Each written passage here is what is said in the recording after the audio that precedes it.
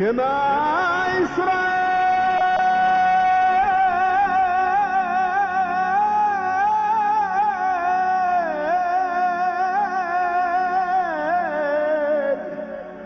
Adonai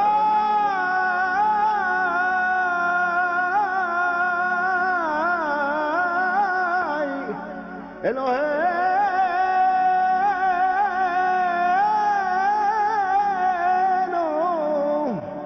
Adonai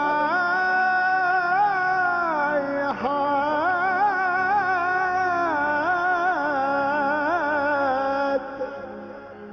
Adonai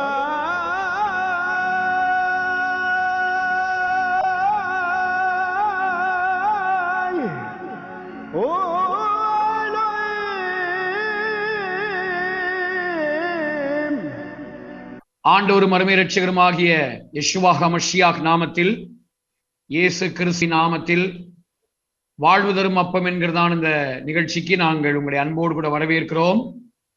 கர்த்தர் நம்மை ஆசீர்வதிப்பார்.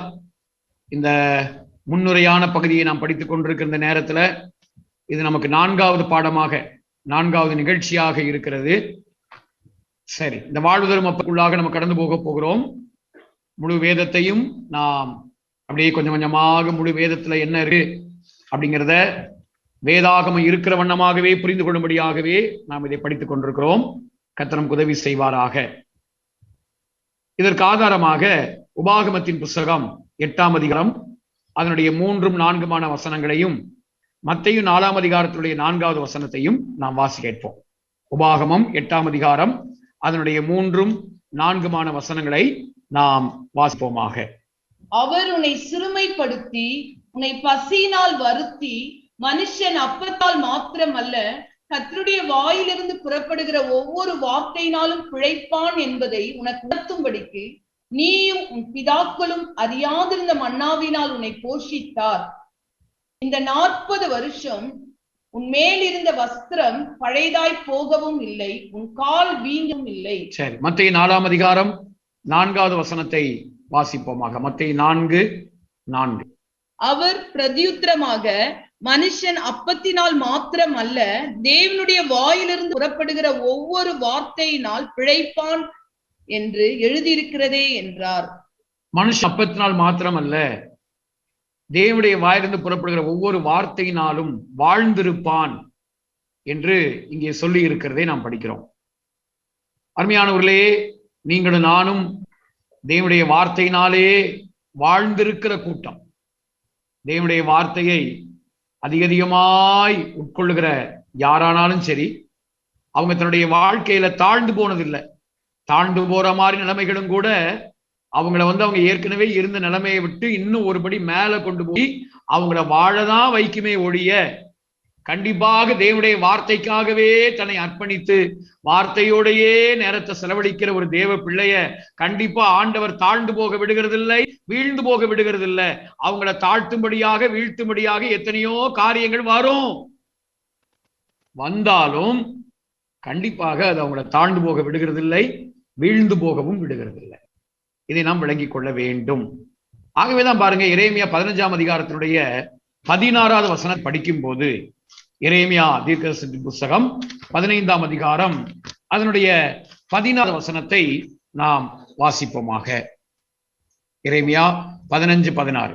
உம்முடைய வார்த்தைகள் கிடைத்த உடனே அவைகளை உட்கொண்டேன். உம்முடைய வார்த்தைகள் எனக்கு சந்தோஷமும் இருதயத்துக்கு மகிழ்ச்சியுமாயிருந்தது. சேனைகளின் தேவனாகிய கர்த்தாவே, உம்முடைய நாமம் எனக்கு தரிக்கப்பட்டிருக்கிறது. தேவனுடைய வார்த்தையை அதிகமாக யார் உள்வாங்குகிறாங்களோ, தேவனுடைய வார்த்தை யார் உட்கொள்ளுகிறார்களோ, சாப்பாடு சாப்பிடுறது போல, பிரியாணி சாப்பிடுற மாதிரி, அல்லது தனக்கு பிடிச்ச ரொம்ப விருப்பமான சாப்பாட்டை சாப்பிடுற மாதிரி தேவனுடைய வார்த்தை யார் அப்படி சந்தோஷமாய் உட்கொள்கிறார்களோ, அவங்களுடைய வாழ்க்கையில அவங்க ஆத்மாவுக்கு பெரிய மனமகிழ்ச்சியும் சந்தோஷமும் இருக்குங்க. வாழ்க்கையில இகழ்ச்சியோ, புகழ்ச்சியோ, உயர்வோ, தாழ்வோ, போற்றுதலோ, தூற்றுதலோ எதுவுமே இவங்க மகிழ்ச்சியை அளிக்கவே முடியாது. அது மட்டும் இல்ல, சேனையின் கர்த்தருடைய நாமம் எனக்கு தரிக்கப்பட்டிருக்கிறது என்கிற நிச்சயம் நமக்கு இருக்கும். யாருக்கு? வார்த்தையை உட்கொள்ளுகிறவர்களுக்கு. ஆடல் பாடல் நடனம் வச்சு கீழே தள்ளுறது இந்த மாதிரியான காரியங்களிலேயே கவனம் வைத்துக் கொண்டு அதிலேயே காரியங்கள் செய்து கொண்டு அப்படி இருக்கிறவங்களுக்கு இந்த வார்த்தை பொருந்தாது. இது முழுக்க முழுக்க ஆண்டவரோட உறவாடி உறவாடி உறவாடி உறவாடி, ஐயா எனக்கு நீங்க தாப்பா, எனக்கு நீங்க தாப்பா, நீங்க தாப்பான்னு சொல்லி உங்க வார்த்தை வேணும்ப்பா, உங்க வார்த்தை வேணும் ஆண்டவரேன்னு சொல்லி யாரிடத்துலயா போவோம். அப்படி வாழ்க்கையாகவே அவரை அண்டிக்கொண்டு அண்டிக்கொண்டு அண்டிக்கொண்டு அவரை வாழ்றாங்க பாருங்க, அவங்களுக்கு தாங்க இது பொருந்தும். அந்த கூட்டத்துல நீங்களும் நானும் இருக்கணும்னு ஆண்டவர் விரும்புகிறார். அப்படி விரும்பிதான் நம்மை அவருடைய சமூகத்துல அமர்ந்திருக்க வைத்திருக்கிறார். பேதுரு சொல்லுகிறார்ல, யோவான்ல 6ஆம் அதிகாரத்துல 68வது வசனத்தை படிக்கும்போது, யோவான் 6ஆம் அதிகாரம் அதனுடைய 68வது வசனத்தை வாசிக்க கேட்போம். அங்க படிக்கும்போது இவ்விதமாக சொல்லப்பட்டிருக்கிறது. சீமோன் பேதுரு 67 வாசிங்க. அப்பொழுது இயேசு 12 நோக்கி, நீங்களும் போய்விட இருக்கிறீர்களோ என்றார். சீமோன் பேதுரு அவருக்கு பிரதியுத்தரமாக, ஆண்டவரே, யாரிடத்தில் போவோம்? நித்திய ஜீவ வசனம் உம்மிடத்தில் உண்டே. நீர் ஜீவனுள்ள தேவனுடைய குமாரனாகிய கிறிஸ்து என்று நாங்கள் விசுவாசித்து அறிந்தும் இருக்கிறோம் என்றான். பேதுரு சொல்லுகிறார், ஐயா யாரிடத்துல ஐயா போவோம்? நாங்க யாருகிட்ட போவோம்? வாழ்வு தரும் வசனம் எல்லாம் உம்மிடத்தில் தானையா இருக்கு. இந்த உலகத்துல யாரை நாங்க சதம் என்று நம்பி, யாரை நம்பி நாங்க போக முடியும்? பெத்தவங்களை நம்பி போக முடியுமா? வளர்த்தவங்களை நம்பி போக முடியுமா? அல்ல கட்டின மனைவி கணவன் பிள்ளைகளை நம்பி கடைசி வரைக்கும் வாழ்ந்துட முடியுமா? நம்மால முடியாதுங்க. இந்த வாழ்வு தரும் வார்த்தை மட்டும் நமக்கு இல்லைன்னா யாரையுமே நம்பி நம்ம வாழ முடியாது. எதுவுமே நமக்கு நிரந்தரம் கிடையாது. எதுவுமே நமக்கு கேரண்டி இல்ல, உத்தரவாதம் இல்ல.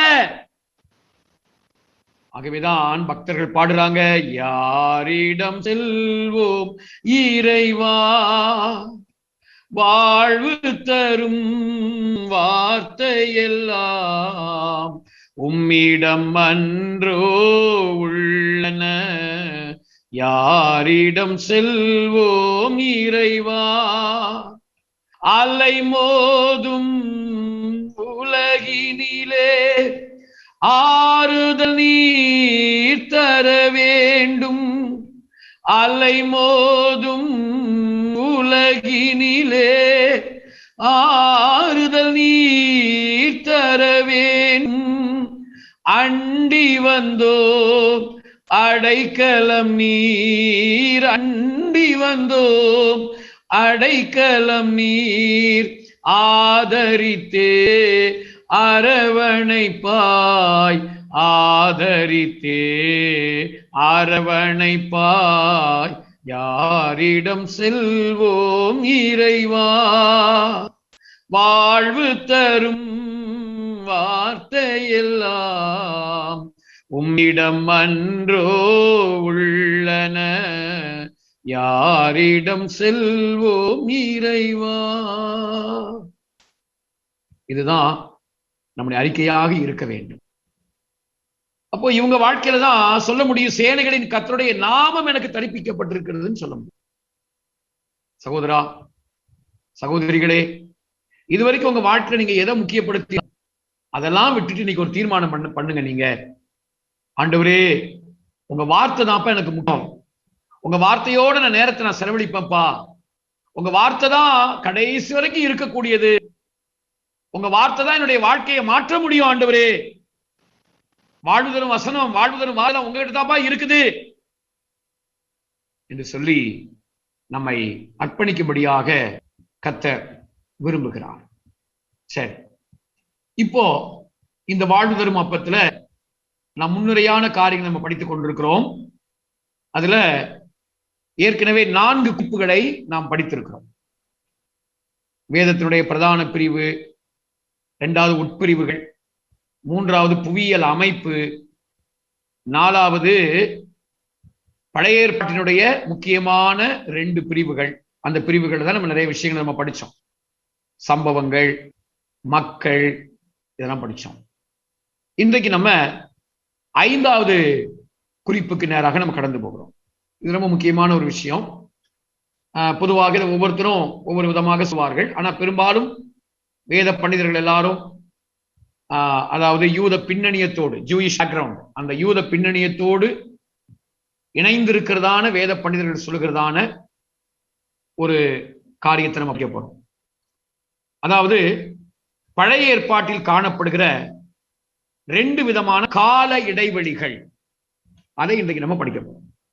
5வது கருத்து. இதெல்லாம் நமக்கு முன்னுரையா நமக்கு தெரியணும்.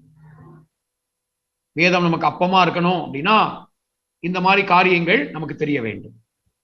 பழைய ஏற்பாட்டில் காணப்படுகிற 2 முக்கியமான கால இடைவெளிகள், இதை நம்ம விளங்கிக் கொள்ள வேண்டும். பழைய ஏற்பாட்டுல நீங்க நல்லா கவனிச்சு பாத்தீங்கன்னா 2 கால இடைவெளிகள் இருக்கு. அது ஒரு இன்டர்வல்ஸ் அப்படின்னு கூட சொல்கிறார்கள். 2 விதமான கால இடைவெளிகள். இந்த 2 விதமான கால இடைவெளிகளை நாம் புரிந்து கொள்வதற்கு நம்ம 2 விதமான முக்கியமான சம்பவங்களை நம்ம படிக்கணும், புரிந்து கொள்ளணும். 2 விதமான முக்கியமான வருஷங்களை நம்ம விளங்கிக் கொள்ள வேண்டும். அதான் கவனிங்க. முதலாவது கால இடைவெளி எப்படி வருதுன்னா,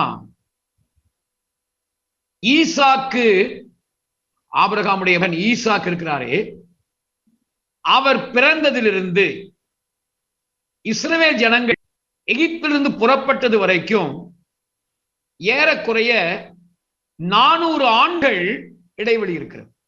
நான் சொல்றது ஈசாக்கு பிறந்ததிலிருந்து. ஆக்சுவலா ஆபிரகாமோட உடன்படிக்கை பண்ணதெல்லாம் அந்த கணக்கெல்லாம் நம்ம போட்டோம்னா 430 ஆண்டுகள் வரும். பட் ஈசாக்கு பிறந்ததுல இருந்து இஸ்ரவேல் ஜனங்கள் எகிப்தை விட்டு புறப்பட்டார்களே, அது வரைக்கும் நீங்க பாத்தீங்கன்னா 400 ஆண்டுகள் இடைவெளி இருக்கிறது. 400 வருஷம். ஆதியாகமத்துல 15ஆம் அதிகாரம் அதனுடைய 14வது வசனத்திலிருந்து நீங்க பாத்தீங்கன்னா, ஆதியாகமத்துல 15ஆம் அதிகாரம் அதனுடைய 14வது வசனத்திலிருந்து வாசிக்க கேட்போம். அதை கேட்டு ஆதியாகமம் 15ஆம் அதிகாரம் அதனுடைய 14வது வசனத்தை நம்ம வாசிக்க கேட்போம்.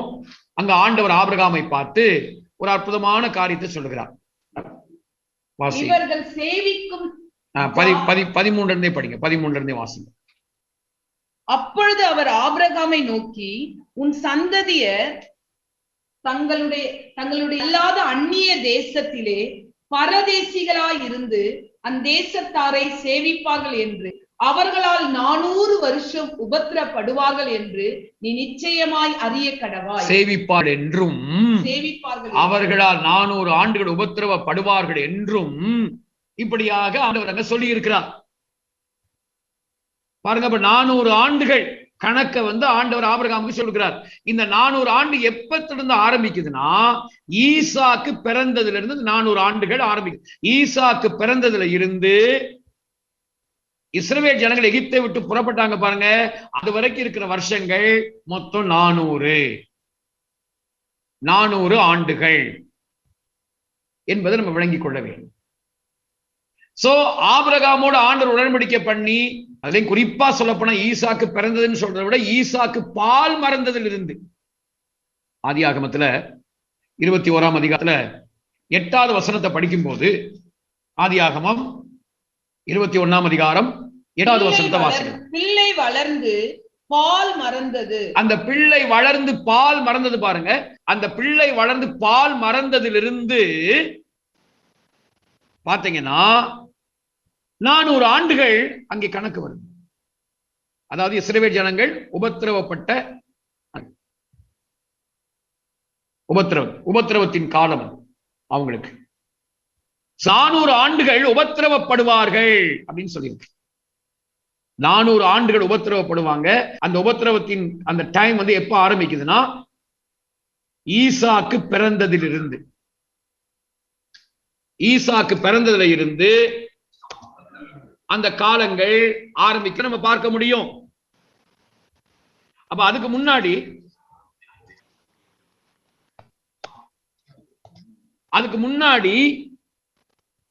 ஆபிரகாமோடு 75 வயதுல இருக்கும்போது கர்த்தர் உடன்படிக்கை பண்றாரு. அப்புறம் 25 ஆண்டுகள் கழிச்சு தான் ஈசாக்கு பிறக்கிறாரு.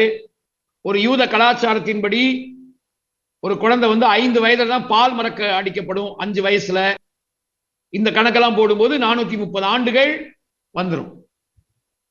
430 ஆண்டுகள். ஆகவேதான் அந்த ஒட்டுமொத்தமான கணக்கை வைத்து தான் யாத்திராகமம் 12ல 47 48 வசனங்கள்ல அங்க இப்படி போட்டிருக்கும். யாத்திராகமம் 12ஆம் அதிகாரம் 47 48 வசனங்கள் வாசிங்க. இஸ்ரவேல் சபையார் எல்லோரும் அதை ஆசரிக்கடவார்கள். அந்நியன் ஒருவனும் 37 இருந்து வாசிங்க. 37 இருந்து யாத்திராகமம் 12ஆம் அதிகாரத்துல இஸ்ரவேல் புத்திரர் ராமசேசை விட்டு கால்நடையாய் பிரயாணம் பண்ணி சுக்கோத்துக்கு போனார்கள். அவர்கள் பிள்ளைகளை தவிர 6 லட்சம் புருஷர்களாய் இருந்தார்கள். அவர்களோடு கூட பல ஜாதியான ஜனங்கள் அநேக போனதும் அன்றி மிகுதியான ஆடு மாடுகளும் முதலான மிருக ஜீவன்களும் போயிற்று. எகிப்திலிருந்து அவர்கள் கொண்டு வந்த பிசைந்த மாவை புளிப்பில்லாத அப்பங்களாக சுட்டார்கள். அவர்கள் எகிப்தில் தரிக்க கூடாமல் துரத்திவிடப்பட்டதினால் அது புளியாதிருந்தது. அவர்கள் தங்களுக்கு வழிக்கென்று ஒன்றும் ஆயத்தம் பண்ணவில்லை. இஸ்ரவேலர் எகிப்திலே குடியிருந்த காலம் 430 வருஷம். 430 வருஷம் முடிந்த அன்றைய தினமே கர்த்தருடைய சேனைகள் எல்லாம் எகிப்து தேசத்திலிருந்து புறப்பட்டது. இங்க ஏன் 430 போட்டிருக்குன்னா, ஆபிரகாமோட உடன்படிக்கை பண்ணது 75வது வயசுல, ஆபிரகாமோட 75வது வயதுல, அதுல ஒரு 25 வருஷம் ஈசாக்கு பிறக்கும் போது அந்த 25 வருஷம், அதுக்கப்புறமா அந்த பால் மறந்த வயது 5 வயது. அப்ப அதுல இருந்து 400 ஆண்டு தொடங்குது. சோ இந்த 30 ஆண்டுகளையும் சேர்த்துதான் 430 ஆண்டுகள். அது எகிப்துல அவங்க அடிமையா இருந்தாங்கன்னா, அவங்க எகிப்துக்கு வந்துதான் அடிமைகளா இருந்தாங்கன்னு அர்த்தம் கிடையாது. அவருக்கு சொந்த தேசம் எதுவுமே இல்லாம ஒரு அடிமைத்தனத்திற்குள்ளாகவே ஒரு அந்நியர்களாகவே அலைந்து திரிந்த ஆண்டு 430 ஆண்டுகள். ஆனா 400 வருஷம் அவங்க உபத்திரவப்பட்டாங்க.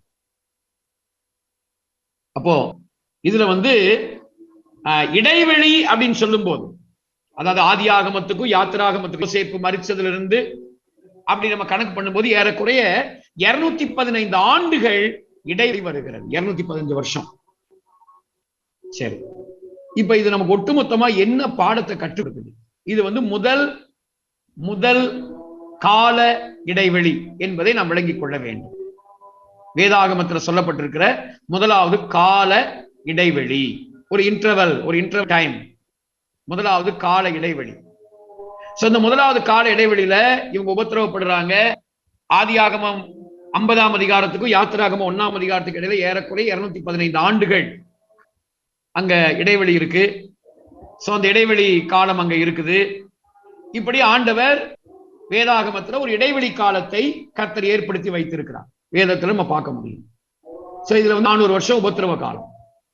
அதே மாதிரி நல்லா கவனிங்க, அதே போல 2வது கால இடைவெளி எது அப்படின்னு சொன்னா, 2வது கால இடைவெளி நம்ம எங்க பார்க்க முடியும்னா, மல்கியா 4ஆம் அதிகாரத்தை கடைசி வசனத்துக்கும் மத்தேயு 1ஆம் அதிகாரத்துடைய 1வது வசனத்துக்கும், அதாவது மல்கியாவுக்கும் மத்தேயுக்கும் இடைப்பட்ட காலம், அதுவும் 2வது கால இடைவெளியாக இருக்கிறது. அதுவும் ஏறக்குறைய 400 ஆண்டுகள். நல்லா கவனிங்க, 400 ஆண்டுகள். இந்த 400 ஆண்டுகளை நம்ம என்ன சொல்றோம் சொன்னா, வேத பண்டிதர்கள் என்ன சொல்றாங்கன்னா அமைதியின் காலம் என்று சொல்லுகிறாங்க. ஞாபகத்துல வைத்துக் கொள்ளுங்க. முதலாவது அந்த இடைவெளியின் காலம் இருக்கு இல்லையா, 400 வருஷம் உபத்திரவம், அவங்க அதுல அடிகளாக இருந்தது 430 ஆண்டுகள். அதுல 215 வருஷம் ஒரு இடைவெளியின் காலமாக இருக்கு. அதாவது இஸ்ரவேல் ஜனங்கள் ஒரு தேசமாக, ஒரு நாடாக அவங்க இன்னும் செட்டில் ஆகவே இல்லை. அவங்க செட்டில் ஆகிறதுக்கு முன்னாடி மோவாபி, அம்மோனியர்கள், ஏதோமியர்கள் இவங்க எல்லாம் செட்டில் ஆயிட்டாங்க. நீங்க இதை விளங்கி கொள்ளணும். இப்ப நான் அதை பத்தி தான் நான் சொல்ல போறேன். இவங்க எல்லாம் செட் ஆயிட்டாங்க. ஆனா இவங்க ஒரு தேசமா செட் ஆகல. பாருங்க, கால இடைவெளிலாம் வர வந்துருச்சு 215 வருஷம். அப்போ இந்த முதலாவது இடைவெளியின் காலத்தை அடிமைத்தனத்தின் காலம் என்று வேத பண்டிதர்கள் அழைக்கிறார்கள். அடுத்தது இரண்டாவது இடைவெளி காலம் இருக்கு பாருங்க, மல்கியாவுக்கும் மத்தேயுவுக்கும் இடைப்பட்ட காலம். இந்த காலத்தை அமைதியின் காலம் என்று அழைக்கிறார்கள். அமைதியின் காலம். ஆண்டவர் ஒண்ணுமே செய்யல. அவரு இந்த பூமியில செயல்படாம அமைதியாகவே இருந்து கொண்டார்.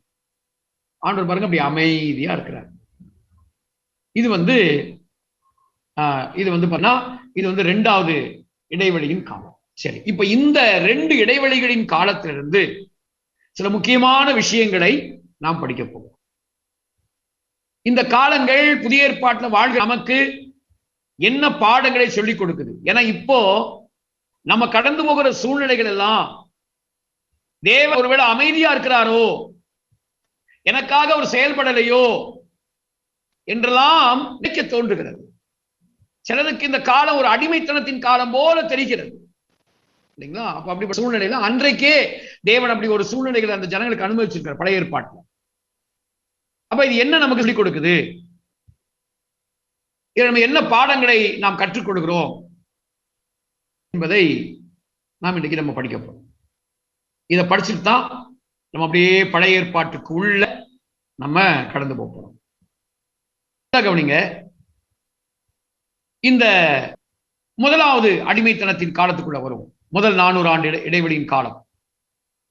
இந்த காலம் நமக்கு சில நல்ல பாடங்களை கற்றுக் கொடுக்கிறது. என்ன பாடத்தை கற்றுக் கொடுக்குது?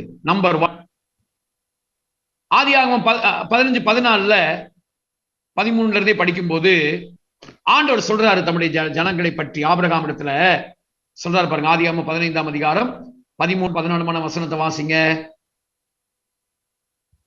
ஆதியாகமத்துல 15ஆம் அதிகாரம் அதனுடைய 13-14 வசனங்களை நம்ம வாசிப்போம்.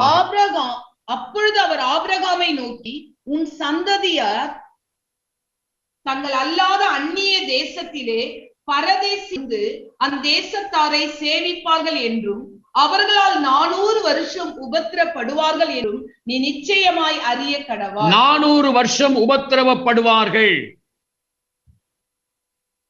அப்போ இந்த முதல் இடைவெளியின் காலம் நம்ம கற்றுக் கொடுக்கிற முதல் பாடம் என்ன? தேவ ஜனங்களுக்கு கண்டிப்பா உபத்திரவங்கள் உண்டு என்பதை நம்ம விளங்கிக் கொள்ள வேண்டும். நம்பர் 1, முதலாவது பாடம். அருமையானவர்களே, தேவ ஜனங்களா இருக்கிற உங்களுக்கு எனக்கு உபத்திரவம் உண்டு.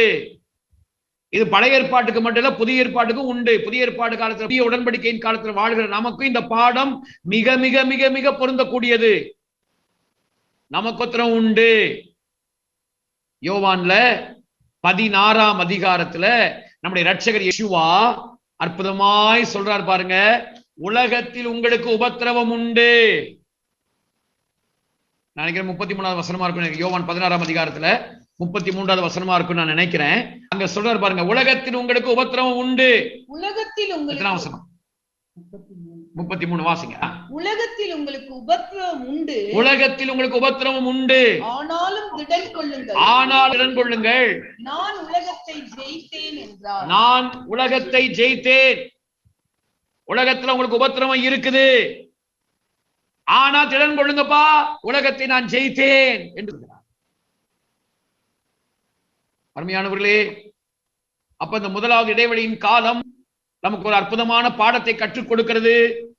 தேவ ஜனமே, சகோதரா சகோதரியே, கிறிஸ்தவ வாழ்க்கை என்பது அப்படியே இன்பங்களிலேயே உழன்று உழன்று உழன்று அப்படியே இந்த உலகத்துல அப்படியே நம்ம உழன்று அப்படியே இன்பத்துல உழன்று வாழ்கிற வாழ்க்கை அல்ல.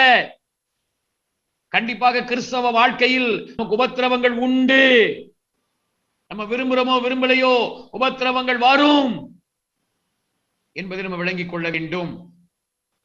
2 தீமோத்தேயு 3ஆம் அதிகாரம் அதனுடைய 12வது வசனத்தை படிக்கும் போது 2 தீமோத்தேயு 3ஆம் அதிகாரத்துல 12வது வசனத்தை வாசித்தால் அங்க இப்படி சொல்லி இருக்கு பாருங்க. கிறிஸ்து இயேசுவுக்குள் தேவ பக்தியாய் நடக்க மனதாய் இருக்கிற யாவரும் துன்பப்படுவார்கள். தேவ பக்தியாய் நடக்க மனதாய் இருக்கிற யாவரும் துன்பப்படுவார்கள். அப்போ உபத்திரவம் உண்டு என்பதை நம்ம விளங்கிக் கொள்கிறோம். சரி, உபத்திரவத்திலேயே காலத்தை ஓட்டிடுவோமா? இல்ல. அதான் நம்முடைய ஆண்டவர் யெஷுவா சொன்னாரு, உலகத்தில் உங்களுக்கு உபத்திரவம் உண்டு, ஆனாலும் திடன் கொள்ளுங்கள், நான் உலகத்தை ஜெயித்தேன். நல்லா கவனிங்க, இந்த உபத்திரவத்தை கொண்டு வருகிற உலகத்தை நான் ஜெயிச்சிட்டேன்பா. அதனால இந்த உபத்திரவம் வந்து உன்னை ஒண்ணும் பண்ண முடியாது. உபத்திரவத்தில் நீ உழன்று போக மாட்டாய், நீ உயர்வாய். அதான் ஆண்டவர் நமக்கு சொல்ற காரணம். இந்த துயரம் நம்மளை வந்து தூசியாக்காது. இந்த துயரத்துடைய விளைவு நாம் உயரத்துக்குள்ள போயிருவோம். நமக்கு வருகிற உயரங்களும் நமக்கு வருகிற உபத்திரவங்களும், ஐயோ நான் தூசி ஆயிருவேனோ, என் வாழ்க்கை குப்பையா மாறிடுமோ அப்படின்னு சொல்ற மாதிரி இருக்கும். ஆனா நீங்க அப்படி ஆக மாட்டீங்க பிரதர், சிஸ்டர், அப்படி ஆக மாட்டீங்க சிஸ்டர். ஏன்னா உலகத்தை ஜெயித்த உன்னதர் யெஷுவா நமக்கு இருக்கிறார்.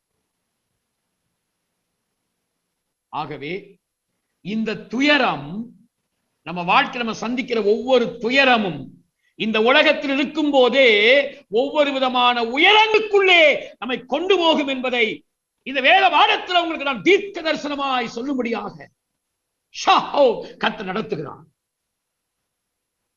உபத்திரவம் எதுக்கு? நம்மளை உருட்டி கீழே தள்ளுறதுக்கா?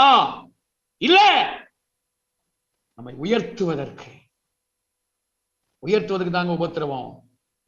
ஒவ்வொரு உபத்திரவத்துக்கு பின்னாடி ஒரு பெரிய ப்ரமோஷன் இருக்கு பிரதர், சிஸ்டர், ஐயா, அம்மா, ஞாபகத்தில் வைத்துக் கொள்ளுங்க.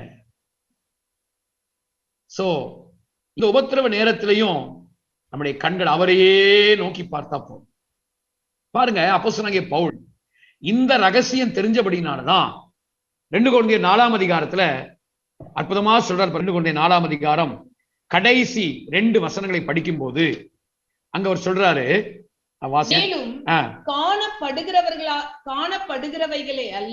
காணப்படுகிறவைகளை அல்ல, படாதவைகளை நோக்கி இருக்கிற நமக்கு, அதி சீக்கிரத்திலே நீங்கும் லேசான நம்முடைய உபத்திரவம், இந்த உபத்திரவம் நேரமா இருக்க போறது இல்ல, அதி சீக்கிரத்தில் நீங்கிருமா. சீக்கிரத்தில் நீங்க கூட சொல்லல, அதி சீக்கிரத்துல நீங்கிருமா. அது மட்டும் இல்ல, இந்த உபத்திரவம் எல்லாம் லேசான உபத்திரவம் தான். ஏன்னா உபத்திரவங்களை ஜெயித்த, இன்னும் சொல்ல போனா உபத்திரவத்தை கொண்டு வருகிற, உபத்திரவத்துக்கு ரூட்டா இருக்கிற, உலகத்தை ஜெயித்த யெஷுவா நம்முடைய நாயகராக இருக்கிறபடி இதெல்லாம் லேசுங்க, உங்களை தூசியாக்காது. இது நமக்கு லேசான உபத்திரவம்.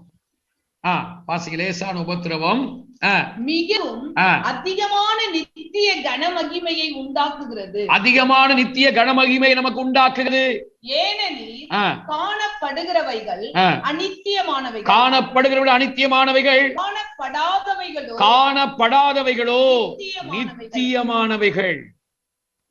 காணப்படாதவைகளோ நித்தியமானவைகள் என்று நாம் படிக்கிறோம்.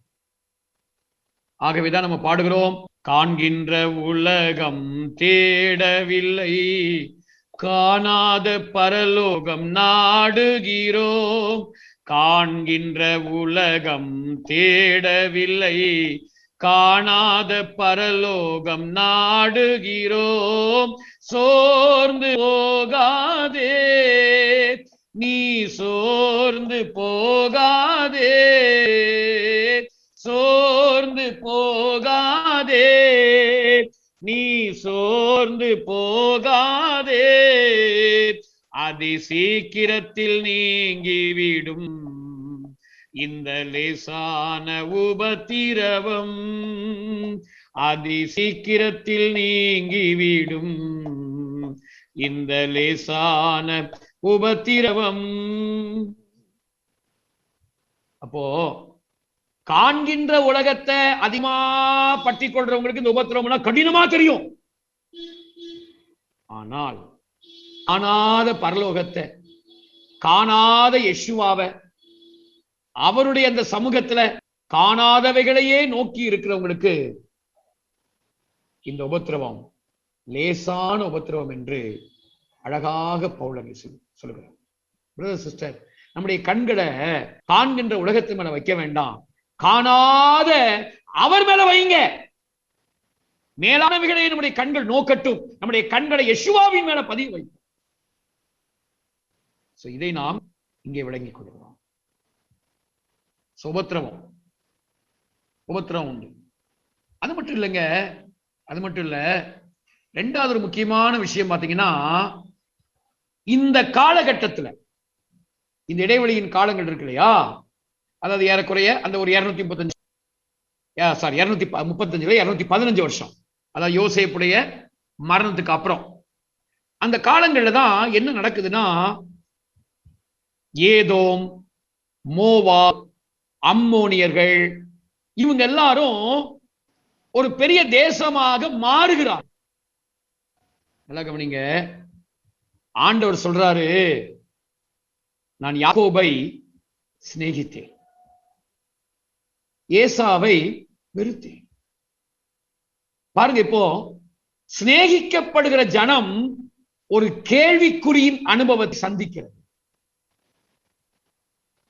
மல்கியா 1ஆம் அதிகாரத்துல 3வது வசனத்தை பார்க்கும்போது, மல்கியா 1ஆம் அதிகாரம் 3வது வசனம், இந்த இரண்டாவது இந்த இடைவெளி, இந்த முதல் இடைவெளியுடைய 2வது பாடம், புதிய உடன்படிக்கையின் காலத்தில் வாழ்கிற நமக்கு ஆண்டவர் வைத்திருக்கிற 2வது பாடம் இது. மல்கியா 1:3 வாசிங்க. மல்கியாவுல 1ஆம் அதிகாரத்துல 3வது வசனம், ஏசாவையோ நான் வெறுத்தேன், அவனுடைய மலைகள் பாழா. 2ல இருந்தே வாசிங்க, 2ஆம் வசனம். நான் உங்களை சிநேகித்தேன் என்று கர்த்தர் சொல்கிறார், அதற்கு நீங்கள் எங்களை எப்படி சிநேகித்தீர் என்றீர்கள். கர்த்தர் சொல்கிறார், ஏசா யாக்கோபு சகோதரர்கள் அல்லவா, ஆகிலும் யாக்கோபை நான் சிநேகித்தேன், ஏசாவை நான் வெறுத்தேன். யாக்கோபை நான் சிநேகித்தேன், ஏசாவை நான் வெறுத்தேன் அப்படி சொல்றார். அப்ப இந்த இஸ்ரவேல் ஜனங்கள் யாரு? ஆண்டவரால் சிநேகிக்கப்படும் ஜனம். ஆனா இவங்களுடைய வாழ்க்கை கேள்விக்குறியா இருக்குது. ஆனா யார நான் வெறுத்தேன்னு சொன்னாரோ அவங்கெல்லாம் ஒரு தேசமா மாறி செட்டில் ஆகி இருக்கிறாங்க. ஆபிரகாமோட புறப்பட்டு வந்தாருங்க லோத்து. ஆபிரகாமை விட்டு பிரிஞ்சு போனாரு. சோதோம் குமரவை அழிக்க போற அந்த நேரங்கள்ல பாருங்க, இந்த லோத்துல அப்படியெல்லாம் ஆண்டவரே எல்லாம் வேதாந்தம் பேசிக்கொண்டு கீழ்ப்படியாமை காட்டிக்கொண்டு தாமதித்துக் கொண்டெல்லாம் இல்லவர். சொந்த பிள்ளைகள் மூலமாகவே சந்ததி உருவாகுது. அதான் மோவாப், அம்மோன். பாருங்க, இந்த மோவாபியரும் அம்மோனியரும் இஸ்ரவேல் ஜனங்கள் வந்து வனாந்தரத்துல பிரயாணம் பண்ணி போகும்போது பார்த்தா இவங்க ஒரு தனி தேசங்களாக மாறி இருக்கிறார்கள். அடுத்து இந்த யாக்கோபு, ஏசா 2 பேரும் தான் பிறந்தாங்க. ஆண்டவர் ஸ்பெசிபிக்கா யாக்கோபை நான் சிநேகித்தேன்னு சொல்றாரு, ஏசாவை நான் வெறுத்தேன்னு சொல்றாரு. ஆனா இந்த ஏதோம் தேசத்தார் ஒரு தேசமாக இவங்களுக்கு முன்பாகவே அவங்க எல்லாம் ஒரு தேசமாக மாறி இருக்கிறார்கள். இது இந்த ஜனங்களுக்கு எவ்வளவு பெரிய கேள்விக்குறியை உண்டாக்கி இருக்கும். என்னடா இது, ஆண்டவரை சிநேகிக்கிறேன்னு சொல்றாரு, எங்களுக்கு நிரந்தரமான ஒரு வீடு இல்ல, நிரந்தரமான ஒரு இடம் இல்ல, நிரந்தரமான ஒரு தேசம் எங்களுக்கு கிடைக்கல, இவங்கள அப்படி செட்டில் ஆயிட்டாங்களே, இவங்களும் அப்படி ஒரு தேசமா மாறி இருக்கிறார்களே, நல்லா சந்தோஷமா செழிப்பா இருக்கிறாங்களே, அதுல வேற ஆண்டவர் இந்த ஏதோ கிராஸ் பண்ணும்போது அவங்ககிட்ட 1 அடி நிலம் கூட உனக்கு நான் கொடுக்கல அப்படி சொல்றாரு. ஆண்டவரே சொல்றாரு. இவங்களுக்கு எவ்வளவு பெரிய கேள்விக்குறிகள் இருந்திருக்கும். ஆனா அருமையான நண்பர்களே, தேவஜனே, கேள்விக்குறியாகவே இருந்த ஜனங்க அப்படியே கேள்விக்குறியாகவே இல்ல. கர்த்தர் அந்த கேள்விக்குறிகளை எல்லாம் ஆச்சரிய குறிகளாக மாற்றினார். என்ன தெரியுமா? அன்றைக்கு அந்த ஜனங்களுடைய வாழ்க்கை தொடங்கினது கேள்விக்குறியில. ஆனா அவங்க வாழ்க்கை கடைசி வரைக்கும் கேள்விக்குறியா இல்ல. கேள்விக்குறியை ஆண்டவர் அதற்கெல்லாம் பதில் கொடுத்து ஆச்சரியக்குறியா மாத்திட்டார். இவங்களை கொஞ்சம் தாமதமா இவங்களுக்கு சில பாடங்களை கற்றுக் கொடுத்து இவங்களை உருவாக்கி இவங்களை வந்து தேவன் தாம் வாக்களித்த தேசத்துல நாட்டினார். அது மட்டும் இல்லைங்க, இவங்களுக்கு முந்தி செட்டில் ஆனாங்கல்ல, இந்த ஏதோம், இந்த அம்மோன், இந்த மோவாப், அவங்கள எனக்கு இல்ல. அவங்களுடைய வாழ்க்கையினுடைய ஒரு புள்ளி கூட எனக்கு இல்ல. ஆனால் இந்த இஸ்ரவேலர்கள், இந்த யூதர்கள் இன்றைக்கும் இருக்கிறார்கள். விளங்கிக் கொள்ள வேண்டும். இன்னைக்கு அவங்க இருக்காங்க. இன்னைக்கு இஸ்ரவேல் நாடு இருக்கு. இன்னைக்கு ஏதோம் நாடு இல்லைங்க, மோவாபிய நாடு இல்ல, அம்மோனிய நாடு இல்ல. நீதிமொழிகள் ஒரு வசனம் இருக்கு, துரிதமாய் பெற்ற சுதந்திரம் முடிவில் ஆசீர்வாதம் பெறாது. ஆண்டவர் இந்த ஜனங்களை பலவிதமான துயரத்தின் பாதையில நடத்தி உயரத்துக்குள்ள கொண்டு வந்தார். ஆனா அவங்களுக்கு எந்த துயரமும் கிடையாது. துரிதமான ஆசீர்வாதம், துயரம் இல்லாம துரிதமாய் கிடைக்கிற ஆசீர்வாதம் முடிவில் ஆசீர்வாதம் பெறாது. பட் துயரத்தின் வழியா உயரத்துக்கு போறாங்க பாருங்க. அவங்க வாழ்க்கை அநேகரை ஆச்சரியப்படுத்தக்கூடிய, அநேகரை ஆசீர்வதிக்கக்கூடிய, அநேகரை ஆண்டவர் பக்கமாய் கொண்டு வரக்கூடிய உயரமாக அது இருக்கும். சகோதரா, சரி ஐயா, அம்மா, இன்னைக்கு உங்க நிலைமை கூட இப்படி இருக்கலாம். என்னங்க இது? என்ன ஆண்டவர் தானே கைப்பிடிச்சு கூப்பிட்டாரு, அவர் தானே வாக்குத்தத்தம் கொடுத்தாரு, அவர் தானே என்ன அழைச்சாரு, அவர் தானே என்ன உட்கார வச்சிருக்காரு இந்த இடத்துல. ஆனா எனக்கு முன்னாடி வந்தவங்க, எனக்கு பின்னாடி வந்தவன்லாம், என்னை விட ஜூனியரா வந்தவங்க, எனக்கு பின்னாடி ரட்சிக்கப்பட்டவங்க எல்லாம் இன்னைக்கு பயங்கரமா காரு பங்களா அப்படி பயங்கரமா இருக்காங்களே, என்ன இப்படியே வச்சுட்டாரு. கர்த்தர் பிரியமா இல்லையா? யோசிக்கிறீங்களா பிரதர்? ஐயா யோசிக்கிறீங்களா? ஊழியக்கார ஐயா, பாஸ்டர் யோசிக்கிறீங்களா? பாஸ்டர் சிஸ்டர் யோசிக்கிறீங்களா? அப்படி உங்களுக்கு தான் அந்த செய்தி. அவங்கள துரிதமா எல்லாத்தையும் கொடுத்தாரு. ஆனா உங்களுக்கு ஆண்டவர் துரிதமா கொடுக்கறது அவர் விருப்பம் இல்லை. ஏன்னா உங்க வாழ்க்கையினுடைய முடிவில் அவர் கன்சர்ன்டா இருக்கிறார். உங்க வாழ்க்கையினுடைய முடிவு ஆசீர்வாதம் பெறாது அப்படி இருக்கக்கூடாது. உங்க வாழ்க்கையினுடைய முடிவு அருமையானது அப்படிங்கிற முடிவா இருக்கணும். ஆசீர்வாதம் பெறாதுங்கிற முடிவு நம்ம வேண்டாம், அருமையானதுங்கிற முடிவு நமக்கு வேணும். அதனாலதான் ஆண்டவர் துயரங்களுக்கு நேராக நடத்தி நம்மை உருவாக்கி உயரங்களுக்குள்ளே கொண்டு வருகிறார். நம்முடைய ஜனத்தை தேவன் அப்படிதான் கொண்டு வந்தார். இதை இந்த முதலாம் இடைவெளியின் காலம் நமக்கு அழகா கற்றுக் கொடுக்கிறது. முதலாம் இடைவெளியின் காலத்துல நாம் இந்த பாடங்களை நாம் கற்றுக் கொடுக்கிறோம். அது மட்டும் இல்ல, இந்த முதலாவது, அடுத்து நம்ம மூணாவது பாடத்துக்குள்ள போறோம். முதலாவது இடைவெளியின் காலத்துலதான் நீங்க நல்லா கவனிச்சு பாத்தீங்கன்னா, எகிப்து கலாச்சாரம், சீனா கலாச்சாரம், இந்திய கலாச்சாரங்கள் எல்லாம் வளர்ந்தது. அந்த 235 ஆண்டுகள், 215 ஆண்டுகள், 215 இயர்ஸ், 215 ஆண்டுகள் அந்த இடைவெளி இருக்கு பாருங்க. அதாவது ஆதியாகமத்துக்கும் யாத்திராகமத்துக்கும் இடையில, ஆதியாகமம் 50க்கும் யாத்திராகமம் 1ஆம் அதிகாரத்துக்கு இடைப்பட்ட அந்த காலங்கள் இருக்கு பாருங்க. இந்த டைம்ல தான் எகிப்திய, சீன, இந்திய கலாச்சாரங்கள், அதாவது தேவனுக்கு அந்நியமாய் இருக்கிற கலாச்சாரங்கள், வழிபாடுகள் எல்லாம் பயங்கர தீவிரமாக வளர்ந்தது. தேவன் நம்முடைய ஜனத்தை அடிமைத்தனத்துக்குள்ள அடிமைத்தனமா அவங்க இருக்கிறாங்க, ஆண்டவர்களுக்காக செயல்படலையா அப்படிங்கிற மாதிரி கேள்விகள் எழுப்பிக் கொண்டிருக்கிற டைம்ல தான் இப்படிப்பட்ட வழிபாடுகள் எல்லாம் எழும்பி இருக்கிறது. அப்ப இது நமக்கு என்ன பாடத்தை கற்றுக் கொடுக்குது அப்படின்னா, கொலேசியர் நிருபத்துல 2ஆம் அதிகாரத்துல அதனுடைய 16 இருந்தே நம்ம படிக்கும் போது ஒரு சில முக்கியமான காரியங்களை அப்போஸ்தலனாகிய பவுல் இங்கே சொல்லுகிறத நம்ம படிக்கிறோம். கொலேசியர் 2ஆம் அதிகாரம் அதனுடைய 15 இருந்தே வாசிப்போம். 15வது வசனத்திலிருந்தே வாசிப்போம். துரைத்தனங்களையும் அதிகாரங்களையும் புரிந்து கொண்டு வெளிரங்கமான கோலமாக்கி அவைகளின் மேல் சிலுவையிலே வெற்றி சிறந்தார். ஆகையால் போஜனத்தையும் பானத்தையும் குறித்தாவது, பண்டிகை நாளையும் மாத பிறப்பையும் ஓய்வு நாட்களை குறித்தாவது ஒருவனும் உங்களை குற்றப்படுத்தாதிருப்பானாக. படிங்க. அவைகள் வரும் காரியங்களுக்கு நிழலாயிருக்கிறது, அவைகளின் பொருள் கிறிஸ்துவை பற்றினது. வாசிங்க. கணுக்களாலும் கட்டுகளாலும் உதவி பெற்று இணைக்கப்பட்டு தேவ வளர்ச்சியாய்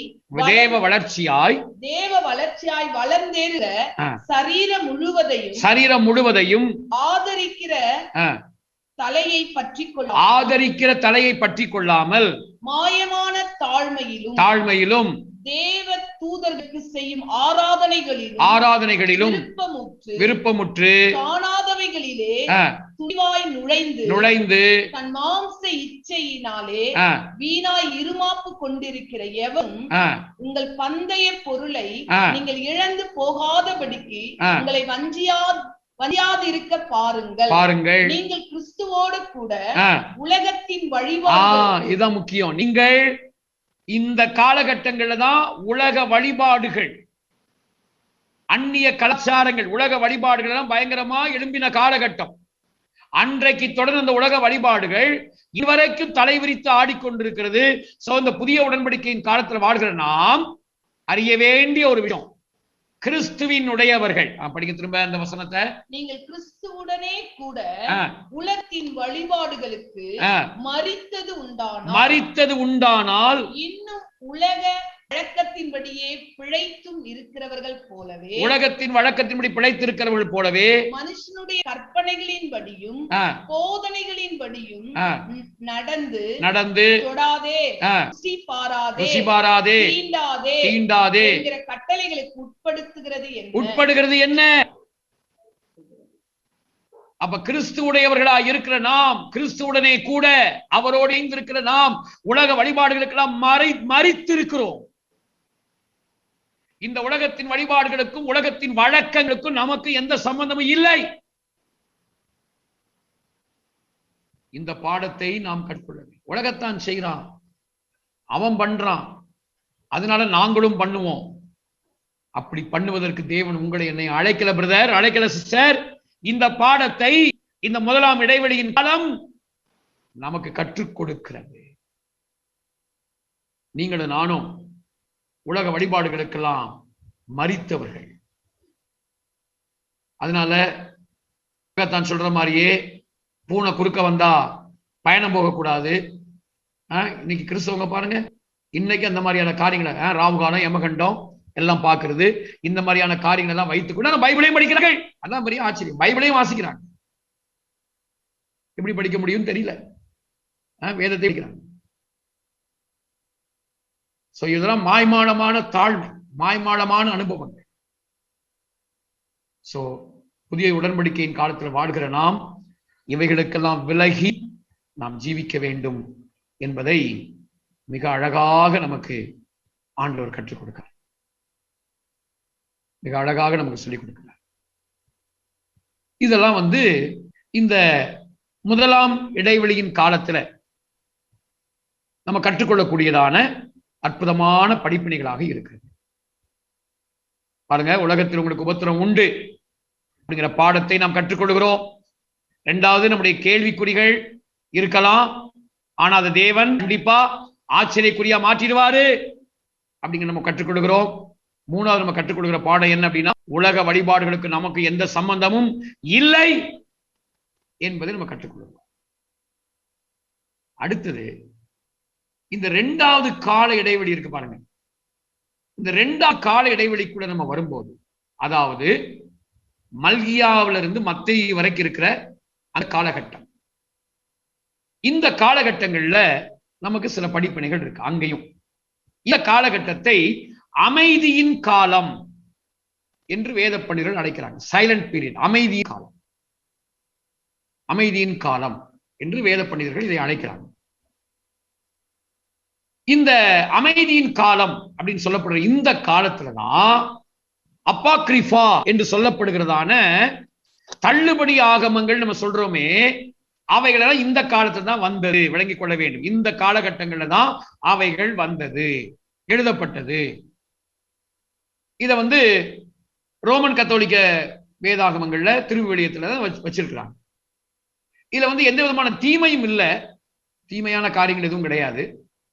அதே நேரத்துல இதுல ஆவியானவருடைய அகத்தூண்டுதல் இதுல இல்லை. அதை நம்ம விளங்கிக் கொள்ளணும். இது ஒரு சரித்திர புத்தகங்கள், அவ்வளவுதான். வரலாற்று புத்தகங்கள், வரலாற்று ரீதியான புத்தகங்கள். இத நாம் அவ்வப்போது ஒரு கதை புத்தகத்தை படிப்பது போல நாம் இதை படித்துக் கொள்ளலாம். ஆனால் இது ஆண்டவருடைய ஆவியானவருடைய இடைப்படுதலோடு வந்த புத்தகங்கள் அல்ல. அப்போ இதுல நமக்கு ஒரு முக்கியமான படிப்பினை இருக்கு. பாருங்க, தேவன் அமைதியா இருக்கிறார், ஆண்டவர் செயல்படல, ஆவியானுடைய அகத்தூண்டல் இல்லை. ஆனாலும் அநேக புத்தகங்கள் எழுதப்பட்டிருக்கிறது. பச்சா ரொம்ப த்ரில்லிங்கா இருக்கும். அநேக புத்தகங்கள் எழுதப்பட்டிருக்கு. ஓகே, இது அன்னைக்கு வரலாறா இருந்ததுனால ஓகே, இதை நம்ம ஏதோ ஒரு முறை 2 முறை நம்ம படிக்கலாம், தவறல்ல, படிப்பதில் தவறல்ல. ஆனால் இதுல இந்த புதிய உடன்படிக்கையின் காலத்தில் நமக்கு ஒரு பாடம் என்னன்னா, ஆவியானவருடைய உதவி இல்லாமல், தேவனுடைய இடைபடுதல் இல்லாமலும் புத்தகங்கள் எழுத முடியும், அப்படி எழுதுறவங்க உண்டு என்கிறதான ஒரு எச்சரிப்பின் செய்தியையும் இங்கே நாம் விளங்கிக் கொள்ள வேண்டும். 4வது முக்கியமான ஒரு செய்தி. அப்போ நம்முடைய கற்றுக்கொள்ளுதல் கவனத்தோடு காணப்பட வேண்டும் என்பதை நான் இங்கே வலியுறுத்தி சொல்லுவேன். சும்மா கண்டதெல்லாம் படிக்க கூடாது. இந்த புத்தகங்களை பொறுத்த வரைக்கும் இதை நான் கண்டதுன்னு சொல்லல, ஒரு வரலாற்று புத்தகம், அவ்வளவுதான். அதுக்காக இதை ஆவியானுடைய அகத்தூண்டுதலாக இதை நம்ம ஒரு பிரசங்கத்துக்கு வீணான பிரதானமான ஒரு குறிப்பாக நம்ம அதை வைக்க முடியாது, வைக்க கூடாது. அதே நம்ம நிறைய விஷயங்களை சரித்திர ரீதியாக நம்ம சொல்லுவதற்கு இதை நம்ம பயன்படுத்திக் கொள்ளலாம். ஆனா இது நமக்கு ஒரு பாடத்தை கற்றுக் கொடுக்குது. நம்முடைய கற்றுக்கொள்ளுதல் நம்ம கவனமா இருக்கணும். ஆவியானவரின் உதவி இல்லாமல், தேவனுடைய இடைபடுதல் இல்லாமல் மூளை அறிவில் எழுதப்படுகிற புத்தகங்களை நாம் படிப்பதை குறித்து கவனமாக இருக்கணும். அவைகளை தவிர்த்து மிக மிக மிக நல்லது. நாம் படிக்க வேண்டியதெல்லாம் வேதத்தையும் வேதம் சார்ந்த, அதாவது வேதத்தோடு தொடர்புடைய, ஆவியானவரின் உதவியோடு தேவனுடைய இடைபடுதலோடு இருக்கக்கூடியதான பரிசுத்தவான்கள் எழுதியிருக்கிறார்களே, அந்த மாதிரியான புத்தகங்களை படிக்கணும். நல்லா கவனிங்க, வேதத்தை படிக்கணும். நான் வேதத்தை மட்டும்தான் படிப்பேன், வேற எதையுமே படிக்க மாட்டேன் அப்படிங்கிற முடிவுக்கும் கூட வந்துடக்கூடாது. அதுவும் தப்பு. அதே நேரத்துல நான் எதை வேணாலும் படிப்பேன் அப்படிங்கிறதுக்கும் போயிடக்கூடாது. Time waste. வேதத்தை படிக்கணும், அதான் நமக்கு பிரதானம். 2வது, வேதம் சார்ந்த, நமக்கு வேதத்தை நன்றாக அறிந்து கொள்வதற்கு உதவி செய்யக்கூடியதான புத்தகங்களை நாம் படிக்க வேண்டும். 2 தீமோத்தேயு 4ஆம் அதிகாரம் அதனுடைய 13வது வசனத்தை படிக்கும் போது, 2 தீமோத்தேயு 4ஆம் அதிகாரம் 13வது வசனத்தை வாசிப்போமாக. த்ரோவா பட்டணத்தில் இருக்கிற கார்ப்பு என்பவன் வசத்தில் நான் வைத்து வந்த மேல் அங்கியையும் புஸ்தகங்களையும் விசேஷமாய் தோல் சுருளையும் நீ வருகிற பொழுது எடுத்துக்கொண்டு வா. விசேஷமாய் தோல் சுருள் என்பது வேதாகம். அப்ப வேதாகமம் தான் நமக்கு விசேஷமானது. வேதாகமம் விசேஷமானது. அந்த வேதாகமம் சம்பந்தப்பட்ட புத்தகங்கள் விளக்கங்களுக்காக, அவ்வளவுதான். அந்த விசேஷமான சில விளக்கங்களை அறிந்து கொள்வதற்கு நாம் அந்த புத்தகங்களை படிக்கணும். பட் விசேஷமான இடத்துல எதை வைக்கணும்? வேதத்தை. வேதம் மாத்திரம்தான். இந்த பாடத்தை பாருங்க, பவுல் பாருங்க, ஓட்டத்தை முடிக்கிறேன்னு சொல்ற, முடிச்சிட்டேன், ஓட்டத்தை முடித்தேன். 7-8 வசனங்கள்ல ஓட்டத்தை முடித்தேன், விசுவாசத்தை காத்துக்கொண்டேன், எனக்காக நீதியின் கிடம் வைக்கப்பட்டிருக்கு, அந்த நீதியின் கிடத்தெல்லாம் பார்க்கிறாரு. ஆனாலும் கூட கற்றுக்கொள்ள வேண்டும் என்கிற அந்த வாஞ்சை, விருப்பம் அவரை விட்டு தனியில பாருங்க. அப்போ வேதத்தை மட்டும்தான் படிப்பேன், நான் வேற எதையும் படிக்க மாட்டேன் அப்படிங்கிறதான ஒரு வரட்டுத்தனத்திலையும் இருக்கக்கூடாது. சொன்னாலும் சிலர் கேட்க மாட்டாங்க. அப்படி இருக்கக்கூடாது பிரதர், உங்க மனநிலையை மாத்துங்க. அப்படி இருக்காதீங்க சிஸ்டர், சொன்னா கேட்க மாட்டாங்க. நிறைய கிறிஸ்தவங்களுக்கு ரீடிங் ஹேபிட் கிடையாது, படிக்கிற பழக்கமே இல்லை. அடுத்தது சிலர் இருக்காங்க, அவங்களுக்கு என்னன்னா கண்டதையும் படிக்கணும். படிக்கிறேங்கிற பேர் கண்டதையும் படிக்கணும், அதுவும் தான். நம் வேதத்தை படிக்கணும். வேதம் சார்ந்த வேதத்தை பற்றி நம்ம அறிந்து கொள்வதற்கு நமக்கு உதவியா இருக்கக்கூடிய ஆவியானுடைய நடைபெறுதலோடு இருக்கக்கூடியதான புத்தகங்களை படிக்கணும். எந்தெந்த புத்தகத்தை எந்தெந்த இடத்துல வச்சு நம்ம படிக்கணும் என்பதை நாம் அறிந்து நிதானித்து நாம் புத்தகங்களை படிக்க வேண்டும். இந்த ஒரு காரியத்தை இந்த 2ஆம் இடைவெளியின் காலத்துல நம்ம கற்றுக்கொள்கிறோம். அது மட்டும் இல்ல, இந்த 2வது இடைவெளியின் காலத்துல நம்ம கற்றுக்கொள்கிற ஒரு முக்கியமான விஷயம்னா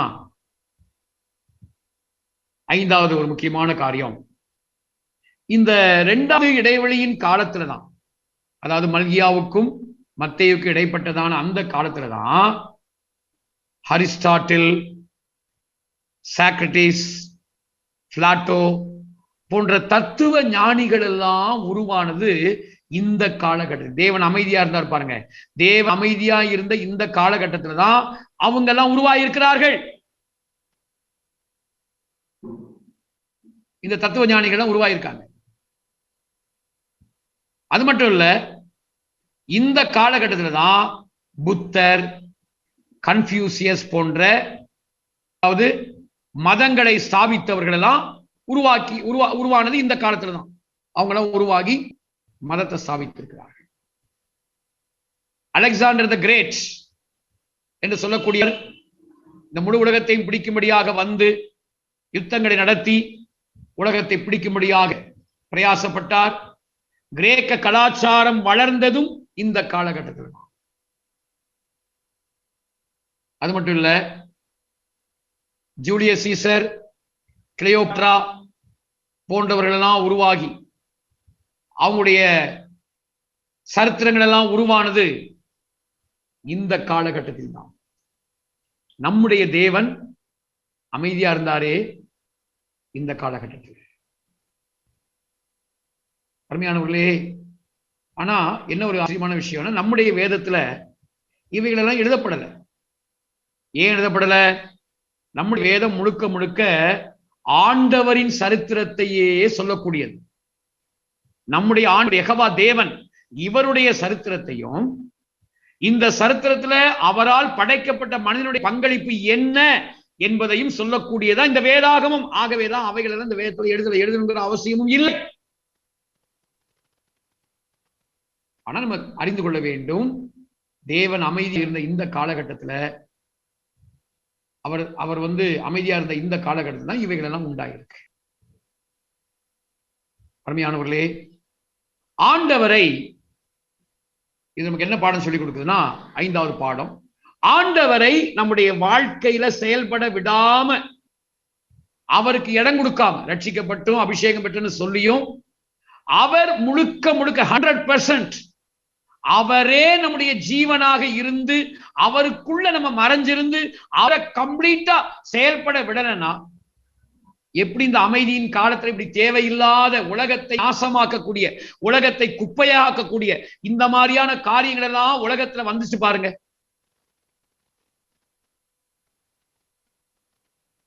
நாங்க இங்கிலீஷ் லிட்டரேச்சர் படிக்கும்போது இந்த ஜூலியஸ் சீசர் கிளியோபாட்ராங்கிற இந்த டிராமா ரொம்ப முக்கியம். ஷேக்ஸ்பியர் எழுதி இருக்கிற நாடகம் ஜூலியஸ் சீசர். பாத்தீங்கன்னா, இந்த ஜூலியஸ் சீசர் கிளியோபாட்ரா வந்த உடனே தேசத்தெல்லாம் விட்டுட்டு அந்த அம்மாவே நேரத்தை செலவிடு. ஒரு லெவலுக்கு அப்புறம் அவங்க அங்க அந்த அந்த அரசாங்க அவையில் இருக்கக்கூடியவங்க எல்லாம் சேர்ந்து நாடு நாசமாயிட்டு இருக்கு என்று சொல்லி இந்த ஜூலியஸ் சீசரை கொன்று போடுவார். அப்படி கொன்று போடுற நேரத்துல தான் ஜூலியஸ் சீசருக்கு நண்பனாகிற புரூட்டஸ் எதிரிகளோட நிக்கிறத பார்த்துட்டு உயிரை விடுற நேரத்துல தான் ஜூலியஸ் கேட்கிறார், யூ டு புரூட்டஸ், புரூட்டஸ் நீயுமா அது மட்டும் இல்ல, அதுக்கப்புறம் ஆண்டனிங்கிற ஒருவர் ஆட்சியை பிடிக்கும்படியாக எல்லாரும் சேர்ந்து அவரை தேர்ந்தெடுக்கிறாங்க. இந்த கிளியோபாட்ரா போனவர் சும்மா போகாம உங்களை தனியா பேசணும் அப்படி சொல்லிட்டு அவன் சொந்த நாட்டுக்கு போறான். இந்த தனியா பேசணுங்கிற வார்த்தை ஆண்டனி மனசுல அப்படியே வேலை பாருங்க. இதெல்லாம் வந்து இதெல்லாம் படிக்கிறவங்க மனசுல இது எவ்வளவு பெரிய குப்பைகளை ஏற்படுத்துமா. நாட்டை விட்டுட்டு அங்கேயே போயிட்டான், கிளியோபாட்ராவுடைய இடத்துக்கே போயிட்டான். இந்த மாதிரியான தெய்வீகத்துக்கு விரோதமான குப்பைகள் தத்துவங்கள் என்கிற பெயர்ல நிரப்புனது இந்த காலகட்டத்தில் தான். இதே மாதிரி நாங்க இதை வந்து இங்கிலீஷ் லிட்டரேச்சர் படிச்சதுனால இதை வந்து நாங்க விளங்கிக் கொள்ள முடிந்தது. இதை நாங்க படிச்சோம். ஒரு உதாரணத்துக்காக நான் உங்களுக்கு சொன்னேன். இந்த மாதிரி குப்பைகள் நிரம்பின காலம். இதே போல ஆண்டவர் யெஷுவாவை நம்முடைய வாழ்க்கையில நம்ம செயல்பட இடம் கொடுக்காம அவருக்குள் நாம் மறைந்திருந்து ஜீவனாகிய கிறிஸ்து செயல்பட நாம் அனுமதிக்கலனா நம்ம வாழ்க்கையில தேவையில்லாத குப்பைகள்லாம் வரும்.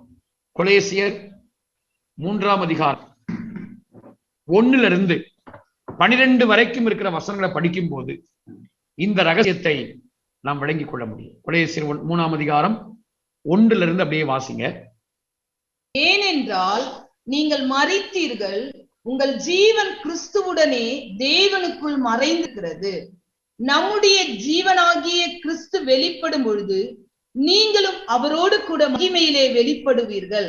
ஆகையால் விபச்சாரமும் அசுத்தமும் மோகமும் துர் இச்சையும் விக்கிரக ஆராதனையான பொருளாசை ஆகிய இவைகளை பூமியை உண்டு பண்ணுகிற உங்கள் அவயங்களை அழித்து போடுங்கள். நல்லா கவனிங்க. கிறிஸ்துவுக்குள் மறைந்திருக்கிறவங்க, அதாவது அந்த 3ஆம் வசனம் திரும்ப வாசிங்க. 3ஆம் வசனம்.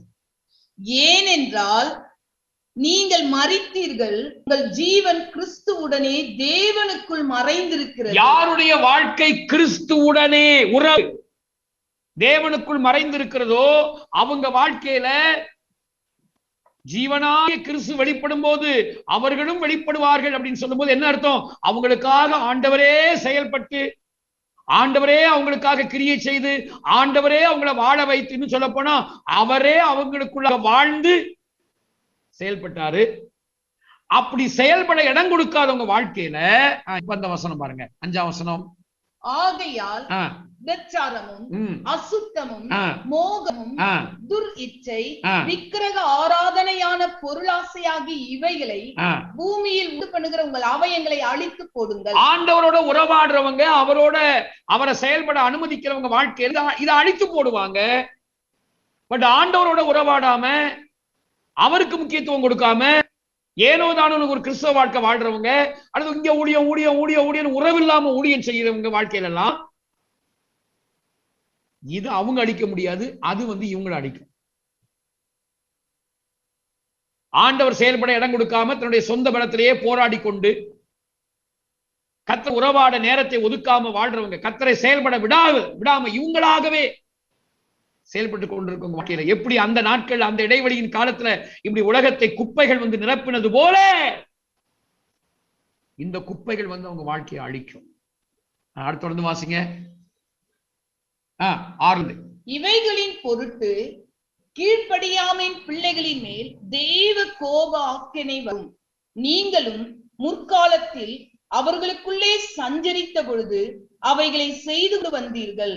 இப்பொழுதோ கோபமும் மூர்க்கமும் பொறாமையும் உங்கள் வாயில் பிறப்பிக்கலாகாது. பாருங்க, கோபம் மூர்க்கம் இந்த மாதிரியான காரியங்களும் குப்பையா வருது பாருங்க. ஆண்டவரோட உறவாடுறவங்க வாழ்க்கையில அது பிறக்காது. பட் ஆண்டவரோட உருளாதவங்க வாழ்க்கையில அது பிறக்கும். ஆண்டவரோட உறவாடுறவங்க வாழ்க்கையில இனிமையான ஊற்றுகள் சுரக்கும். ஆண்டவரோட உறவில்லாதவங்க வாழ்க்கையில இந்த கோபம் மூர்க்கம் இந்த மாதிரியான காரியங்கள் தான் பிறக்கும். உங்ககிட்ட இருந்து சுரக்குதா பிறக்குதா? அடுத்து பாருங்க. இப்பொழுது கோபமும் மூர்க்கமும் பொறாமையும் உங்கள் வாயில் பிறக்கலாகாது. தூஷணமும் வம்பு வார்த்தைகளும் ஆகிய இவைகள் எல்லாம் விட்டு விடுங்கள். ஒருவருக்கொருவர் பொய் சொல்லாதிருங்கள். பழைய மனுஷனையும் அவன் செய்கைகளையும் களைத்து போட்டு, பழைய மனுஷனுடைய செய்கைகளை எல்லாம் களைத்து போட்டு, இதெல்லாம் குப்பை. தேவனோட உறவாடுறவங்க பழைய மனுஷனுடைய செய்கைகளை களைந்து போடுவாங்க. தானாவே நடக்கும். ஆண்டவரே செயல்பட்டதை செய்ய வைப்பாங்க. ஆனா ஆண்டவரோட இல்லாதவங்க வாழ்க்கையில அந்த பழைய மனுஷன் அவனுடைய செய்கைகளை வந்து இவங்களை களைக்கும். இவங்க வாழ்க்கையே களைக்கும். பிரதர் சிஸ்டர், நிதானிச்சு பாருங்க, தற்பரிசம் செய்து பார்ப்போம். குப்பைகள். அடுத்து இவைகளை களைந்து போட்டு சிருஷ்டித்தவருடைய சாயலுக்கு ஒப்பாய் பூரண அறிவு அடையும்படி புதிதாக்கப்பட்ட புதிய மனுஷனை தரித்துக் கொண்டீர்களே. அதிலே கிரேக்கன் என்றும் யூதன் என்றும் இல்லை, விருத்த சேதனம் உள்ளவன் என்றும் விருத்த சேதனம் இல்லாதவன் என்றும் இல்லை, புறஜாதியன் என்றும் புற தேசத்தான் என்றும் இல்லை, அடிமை என்றும் சுயாதீனன் என்றும் இல்லை, கிறிஸ்துவே எல்லோரிலும் எல்லாமும் இருக்கிறார். அப்போ எப்படி இந்த இரண்டாவது இடைவெளியின் காலத்துல இந்த மாதிரியான நம்ம படிச்சோமே, இந்த மாதிரியான குப்பைகள் அன்றைய உலகத்தை நிரப்புனது போல நம்ம வாழ்க்கையில ஆண்டவருக்கு இடம் கொடுக்காம, ஆண்டவரோடு உறவாடாமல், நம்ம அவருக்குள்ள போய் மறைந்து கொள்ளாமல், நம்மை காண்பிக்க வேண்டும் என்று சொல்லி, நான் ஆண்டவருக்காக தான் வாழ்றேன், ஆண்டவருக்காக தான் நான் செய்யறேன் அப்படின்னு சொல்லி நம்மை நாமே காண்பிக்கொண்டு நம்மாகவே நாம் சொந்த பலத்துல போராடி கொண்டிருந்தால் நம்மள அறியாம இந்த குப்பைகள் வந்து நிரப்பிடும். சிஸ்டர், இந்த மாதிரியான குப்பைகள் வந்து உங்களை நிரப்புதா? அப்ப இதுக்கு என்னங்க சொல்லுங்க? அதுவும் இந்த ரெண்டு இடைவெளிகளிலுமே இருக்கு. அதை சொல்லி நான் முடிக்க போறேன். ஆறாவது பாடம், ஆறாவது முக்கியமான ஒரு பாடம் பாத்தீங்கன்னா, இந்த முதலாம் இருக்கு பாருங்க. ஜனங்க பயங்கரமா உபத்திரவப்படுறாங்க, அடிமைத்தனம்.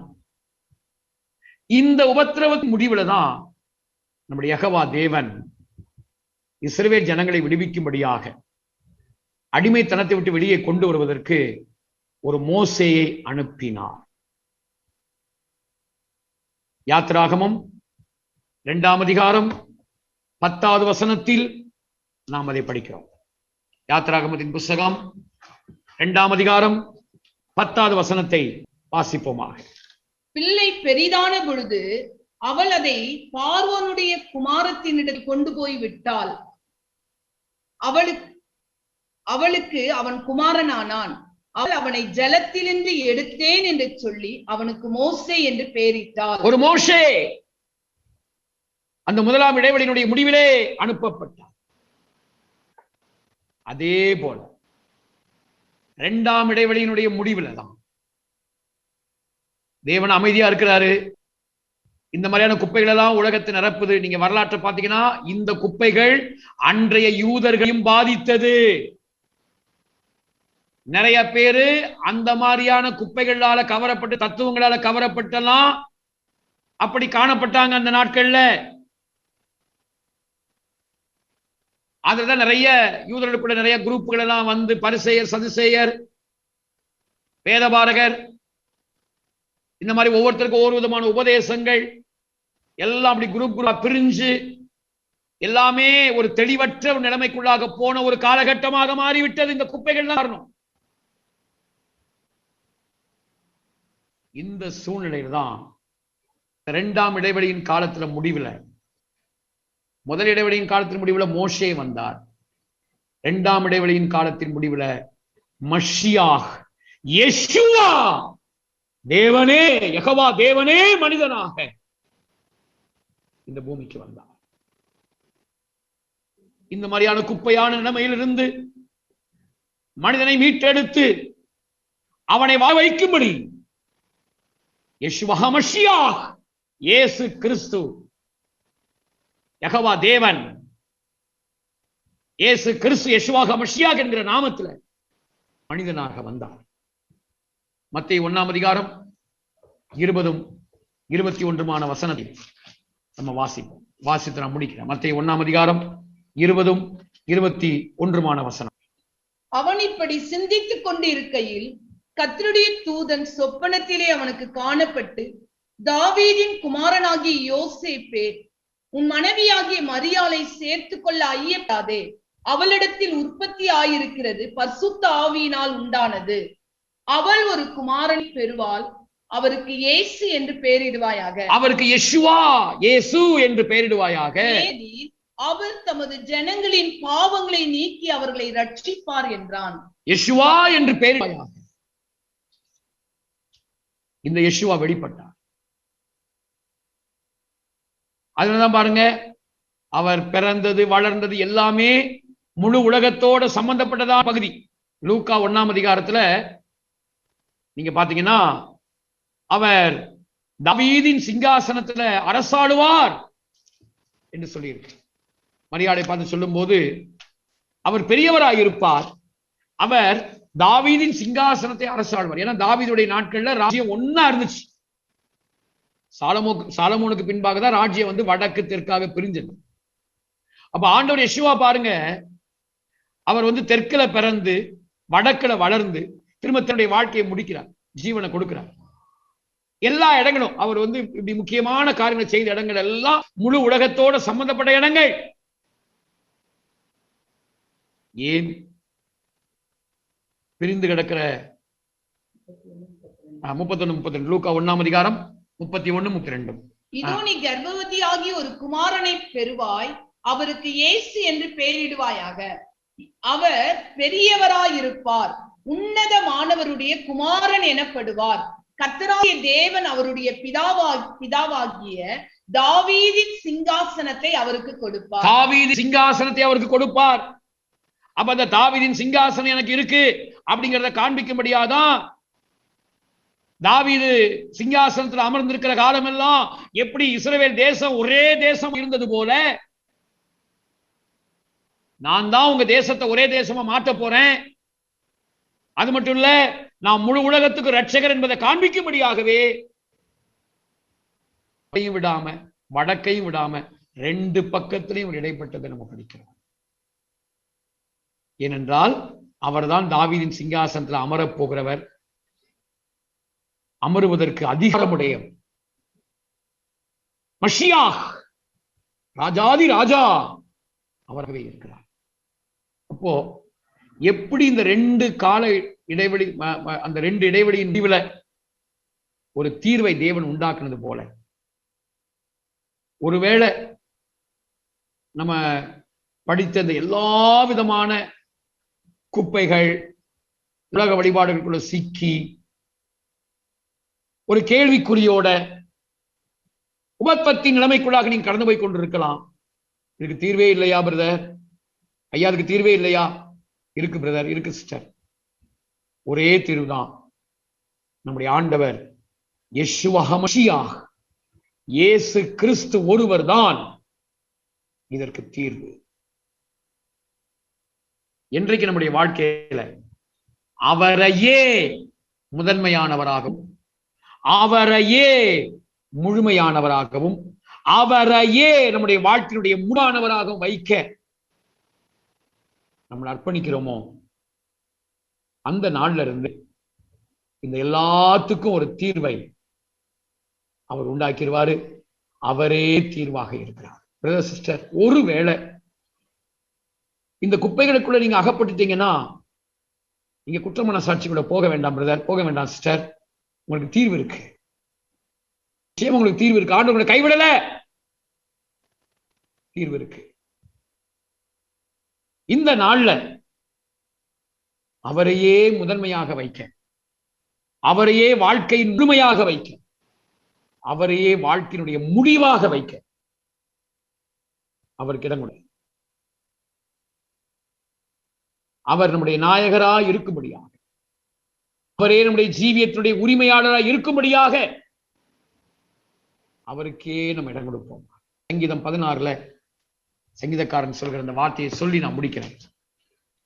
சங்கீதம் 16:8 இந்த வசனத்தை கணத்துக்குரிய ஃபார் பெர்க்மன்ஸை அடிக்கடி சொல்றாங்க. சங்கீதம் 16:8 கைய தட்டு, உன் வாழ்க்கையே மாறிடும் லட்டு அப்படின்னு. என்ன அர்த்தம்? குப்பையா வாழ்க்கை இருக்குங்க, வாழ்க்கையில உபத்திரவமா இருக்குங்கன்னா உன் வாழ்க்கை இனிமையா மாறிடும். ரகசியம் என்ன?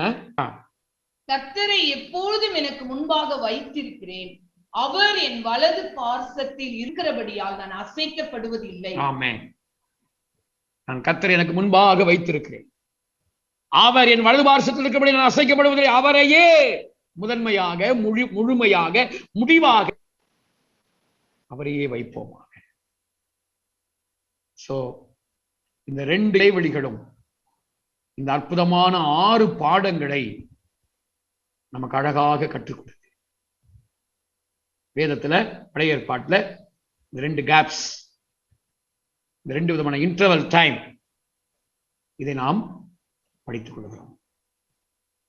இடைவெளியாவே போல இடைவெளியை சரிப்படுத்தி இடைவெளியில காணப்பட்ட மனிதர்களை தேவனோடு இணைக்கதான் ரட்சகர் இயேசுவா வந்தார். கல்வாரி சிலுவையில் ஜீவனை கொடுத்தார், ரத்தத்தை சிந்தினார், மரித்தார், அடக்கம் பண்ணப்பட்டார், உயிரோடு இருந்தார், இன்றைக்கு உயிரோடு இருக்கிறார். அவர் தான் திரும்ப வரப்போகிறார். இடைவெளிகள் இணைப்பாய் மாறட்டும். கடவுளுக்கு உங்களுக்கு இடைவெளி இருக்கா பிரதர், சிஸ்டர்? எந்த தூரத்துக்கு நீங்க போயிருந்தாலும் சரி, அந்த இடைவெளிகளை இணைப்பாய் மாற்றுவதற்கு, இணைப்புக்குள் இருக்கிற இனிப்புகளை, இனிமைகளை அனுபவிப்பதற்கு ஆண்டவர் இயேசு உங்களை அன்போடு அழைக்கிறார். இயேசு உங்களை அன்போடு அழைக்கிறார். நீங்க போதும்ப்பா, நீங்க போதும், மண்ணுக்காக நான் மாணிக்கத்தை விடமாட்டப்பா என்று அர்ப்பணித்து அவர் கரத்துல முற்றிலுமாக ஒப்பு கொடுத்து அவர் முகத்தையே நோக்கி பார்க்க நம்மை அர்ப்பணிப்போமா, ஒப்பு கொடுப்போமா? பூரண அழகுள்ளவரே, பூவிலந்த வாழ்க்கை அதில் நீரே போதும், வேறே வேண்டாம் இந்த நண்பர் இயேசுவா. மண்ணுக்காக மாணிக்கத்தை விட்டிட மாட்டேன், வேறும் மண்ணுக்காக மாணிக்கத்தை விட்டிட மாட்டேன்.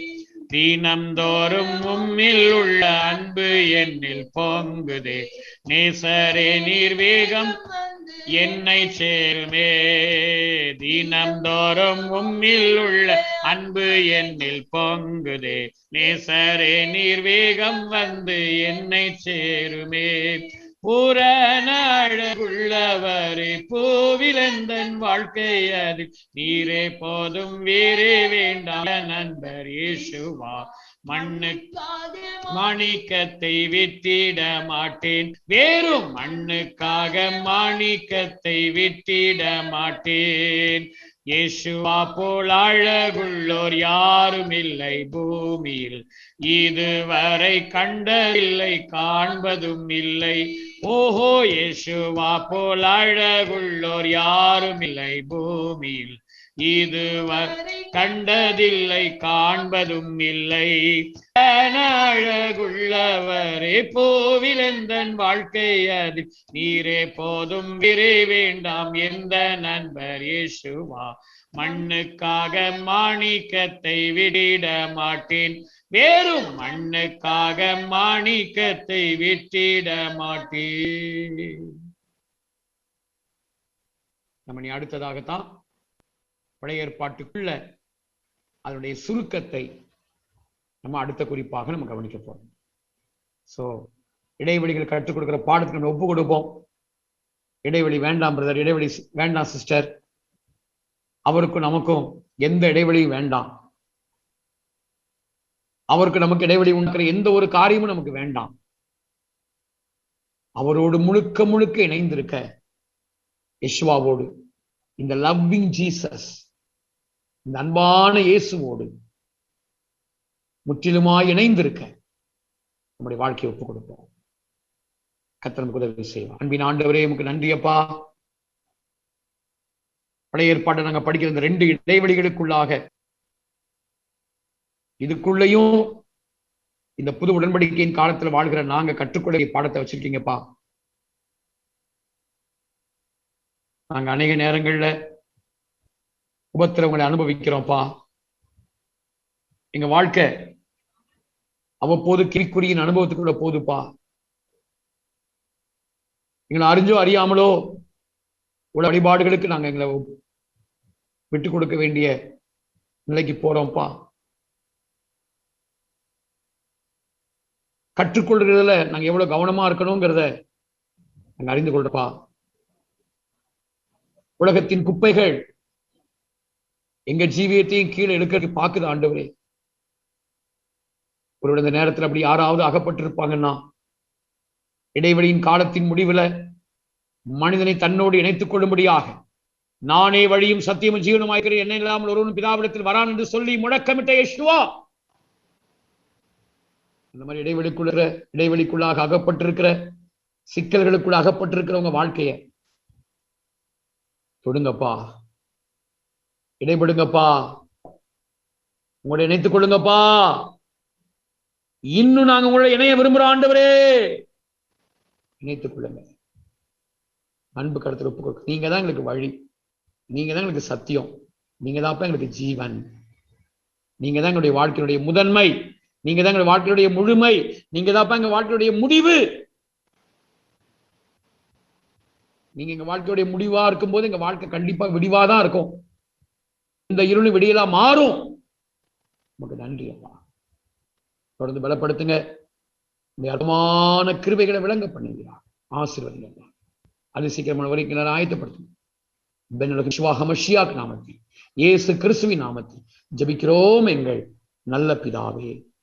ஆமென், ஆமென். Thank you. Shalom. Praise the Lord. வானம் பூமி படைத்த அந்த வல்ல வார்த்தைகள், காற்றும் கடலும் அடக்கிய அதிகார வார்த்தைகள்,